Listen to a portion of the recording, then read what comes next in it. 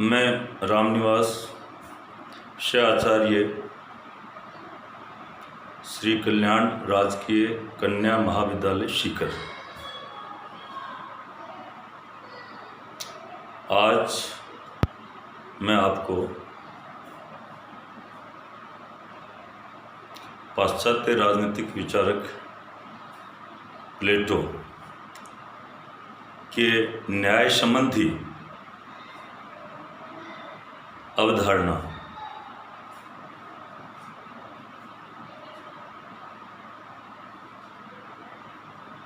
के बारे में आपको कुछ बताऊंगा। उनके विचारों की हम समीक्षा करेंगे, विवेचना करेंगे। तो मैं कहना चाहूँगा कि प्लेटो की प्रसिद्ध प्रमुख पुस्तक रिपब्लिक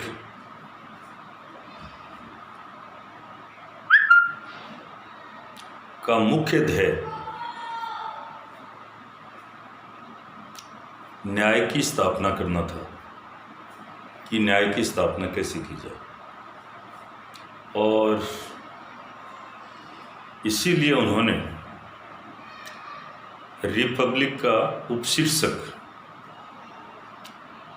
न्याय से संबंधित रखा,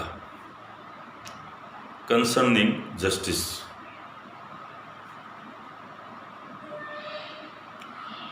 प्लेटो ने न्याय का अर्थ वैधानिक अर्थ में नहीं लिया, बल्कि नैतिक अर्थ में लिया। वैधानिक न्याय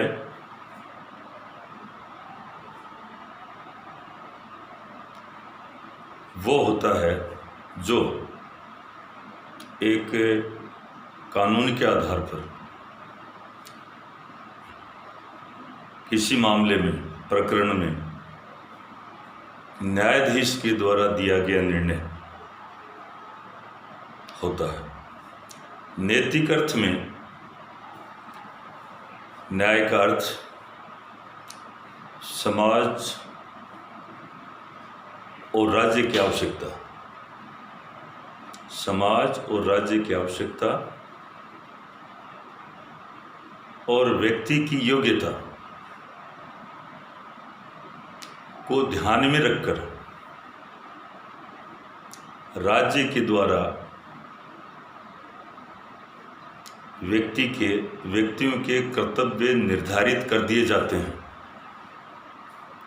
उनकी क्षमताओं को ध्यान में रखकर, योग्यता को ध्यान में रखकर, योग्यताओं को ध्यान में रखकर, और प्रत्येक व्यक्ति द्वारा अपने निर्धारित कर्तव्यों का पालन करना ही न्याय कहलाता है। तो ये बात, इसको थोड़ा हम अच्छी प्रकार से देखना पड़ेगा। अब और आगे चलते हैं। चीज़ों को अच्छी प्रकार से समझने के लिए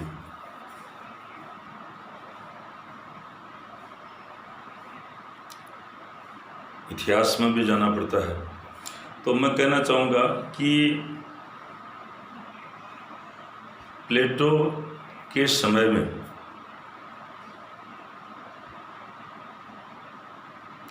प्रचलित न्याय व्यवस्था, न्याय संबंधी विचारों का हम यहाँ पर रखने जा रहे हैं। तो उसके समय प्रचलित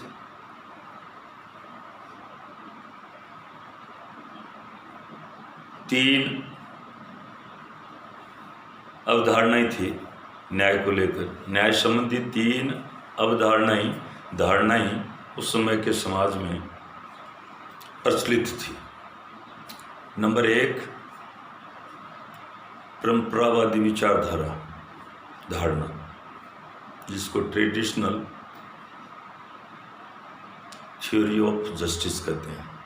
दूसरा रेडिकल थ्योरी ऑफ जस्टिस, उग्रवादी विचारधारा। तीसरा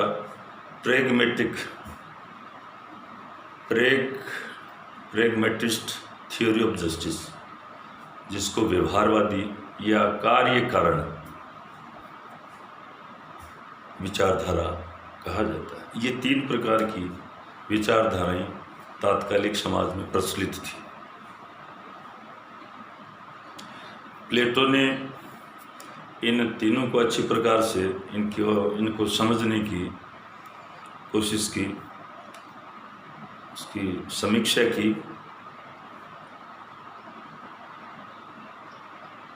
और इनका खंडन किया। खंडन का आधार लॉजिक था। तो हम उसमें उन तीनों में से सर्वप्रथम यहाँ पर आज परंपरावादी विचारधारा को लेते हैं। इस परंपरावादी विचारधारा, जो न्याय की विचारधारा प्रचलित थी, यहाँ पर इसका प्रतिनिधित्व करने वाले 2 व्यक्ति होते हैं। एक सिफालस है, दूसरा उसका पुत्र पोलीमार्कस।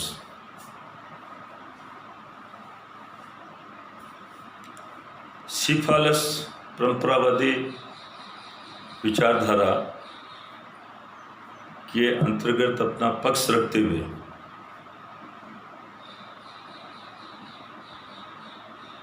न्याय के बारे में वो ये बताते हैं कि सत्य बोलना और ऋण से उऋण होना ही न्याय है। सिफालस के अनुसार न्याय की परंपरावादी विचारधारा क्या है? सत्य बोलना और दूसरे के ऋण से मुक्त होना ही न्याय है। दूसरे जो उसके पुत्र हैं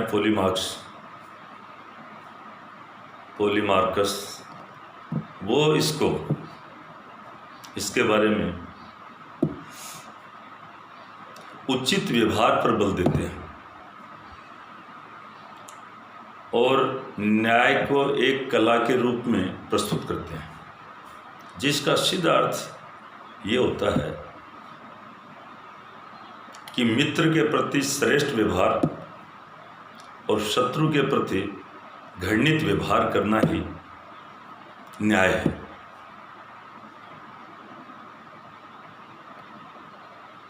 प्लेटो ने इन दोनों ही प्रतिपादकों के विचारों का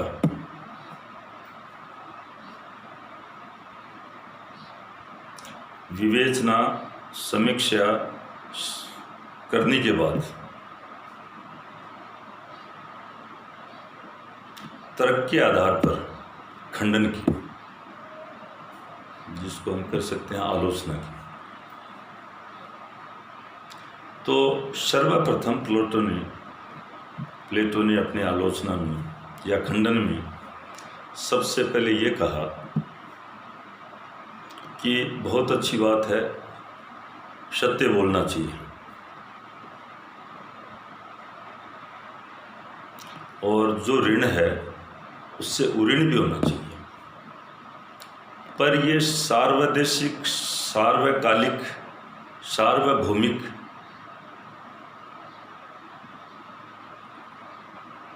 बातें नहीं हो सकती। कुछ विशेष परिस्थितियों में सत्य बोलना और ऋण को चुकाना ये न्याय न होकर इसके द्वारा अन्याय भी हो सकता है।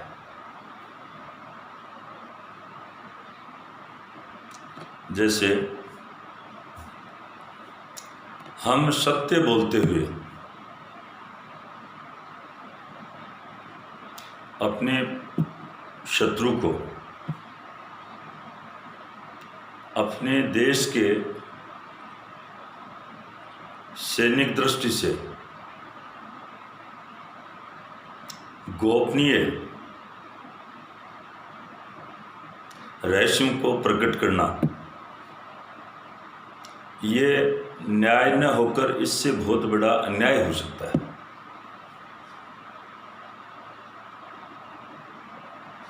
दूसरा, ऋण से उऋण होना। जैसे हमने किसी अपने मित्र से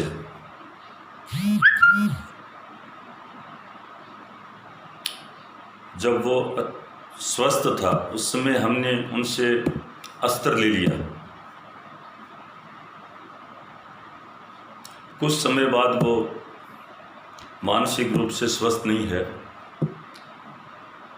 और ऐसी स्थिति में वो अपना अस्त्र मांगता है, वापस मांगता है और हम उन परिस्थिति में उसको वो अस्त्र वापस दे दें, लौटा दें, तो वो उस अस्त्र का मानसिक रूप से स्वस्थ न होने की स्थिति में गलत प्रयोग कर सकता है। तो वापस अस्त्र देना कुछ विशेष परिस्थितियों में न्याय न होकर अन्याय हो जाता है। तो हम इस प्रकार से ये जो हम का विचार सिफारिश का प्लेटो ने इस आधार पर, तर्कों के आधार पर, लॉजिक के आधार पर उसका खंडन किया। दूसरी बात, पोलीमार्कस ने जो कहा है कि मित्र के प्रति श्रेष्ठ और शत्रु के प्रति घृणित अश्रेष्ठ व्यवहार करना ही न्याय है। पर उन परिस्थितियों में क्या करेंगे जब मित्र केवल नाम का मित्र है। प्रत्येक समाज में आज तक आप देख लो, मनुष्य कितना संवादपूर्ण व्यवहार करता है। ऊपर से वो देखने में मित्रता की मीठी मीठी बातें करता है, अंदर से वो जड़ काटने वाला काम करे। तो उन परिस्थिति में आप क्या करोगी कि वो वास्तव में आपका मित्र है ही नहीं और आप उसके प्रति अच्छा व्यवहार करो मित्र मानकर, तो ये तो उल्टा हो जाएगा। न्याय न होकर अन्याय हो जाएगा। वो आपकी सदाशीलता का अनुचित लाभ उठाएगा। आपने पूरा विश्वास किया मित्र होने के नाते, पर वो मित्र है ही नहीं, तो ये न्याय न होकर कुछ विशेष परिस्थितियों में अन्याय हो जाएगा। दूसरा, शत्रु के प्रति घृणित व्यवहार। माना कि शत्रु है, उसने हमारे विरुद्ध शत्रुता के कार्य किए हैं, पर दोनों ही तरफ से कुछ लोग कहते हैं कि बुराई का प्रतिकार बुराई से, शक्ति का प्रतिकार शक्ति से। ये ऐसा मानकर वो चलते हैं, परंतु प्लेटो यहाँ पर यह कहता है कि यदि इस प्रकार का व्यवहार किया जाएगा तो नैतिकता का जो सामान्य सिद्धांत, जहाँ से नैतिकता की हम शुरुआत करें, तो उसमें ये पहली सीढ़ी आती है। सामान्य सिद्धांत भी इसको स्वीकार नहीं करेगा। जैसे ये कहा जाए बुरा है तो उसके साथ भी अच्छा व्यवहार किया जाए। वो सदैव के लिए बुरा नहीं है, सदैव से बुरा नहीं था। जो बुरा है उसमें भी सुधार, उसका भी सुधार किया जा सकता है, अपार संभावनाएं है। पर हम बुरा है उसके साथ, उसने तो गलती कर दी, हम उससे भी बड़ी गलती उसके साथ करें, ये तो अच्छा नहीं होगा। ये न्याय न होकर अन्याय हो जाएगा। तो प्लेटो ने इसका भी खंडन किया। एक पोलीमार्कस न्याय को कला के रूप में प्रस्तुत करते हैं, कला। तो यहाँ पर प्लेटो ये कहना चाहता है, दर्शाना चाहता है, या इसको लेकर वो कि न्याय की संपूर्णता, तो जो वो कला है या जो वो कार्य है उसमें और ज़्यादा श्रेष्ठता लाना है, उसमें और ज़्यादा उसको सर्वांगीण प्रकार से श्रेष्ठ संपादित करने का प्रयास होता है। जैसे वो उदाहरण देते हैं कि एक डॉक्टर है, वो अपने स्वार्थ को नहीं देखता है, वो उसका कितना ही समय सारा सब लगे, पर उसकी कला का, उसके ज्ञान विज्ञान का उद्देश्य कि रोगी को किस प्रकार से ठीक किया जाए, अनेक प्रयत्न करता है। ये नहीं है कि स्वार्थ के लिए वो जो रोगी है उसका स्वास्थ्य और ज़्यादा बिगाड़ते हैं, ऐसा होता है। तो कला है, कला में ये नहीं होता है कि आप मित्र के शत्रु के प्रति, आप कला का सही मायने में सही प्रकार से उसका प्रयोग होना चाहिए। आखिर में प्लेटो ने सिफालस और पोलीमार्कस के विचारों को व्यक्तिगत दृष्टिकोण का पालक माना है। ऐसी विचारधारा, ऐसे विचार एक व्यक्ति के कल्याण को लेकर, उसके विकास को लेकर ठीक हो सकते हैं, परंतु समष्टि को लेकर, समग्र दृष्टि को लेकर, सबके कल्याण को लेकर वो इसमें है नहीं। तो इस विचारधारा के लोग समाज की उपेक्षा कर सकते हैं, समाज का अहित कर सकते हैं। कोई भी न्याय है, कोई भी दर्शन है, वो सबको लेकर सर्व सुख हिताय, या जो कहा जाता है कि सबके सुख में अपना सुख। यदि ऐसा कोई ज्ञान विज्ञान विचारधारा दर्शन आता है तो वो ठीक है, अन्यथा व्यक्तिगत जो उनका दृष्टिकोण है ये सामाजिक दृष्टि से ज़्यादा अच्छा नहीं है। तो उपयुक्त आधारों पर परंपरावादी विचारधारा का जो उसमें प्रचलित थी, प्लेटो ने विरोध किया है। और आज हम इस टॉपिक को यहीं विश्राम देते हैं। धन्यवाद।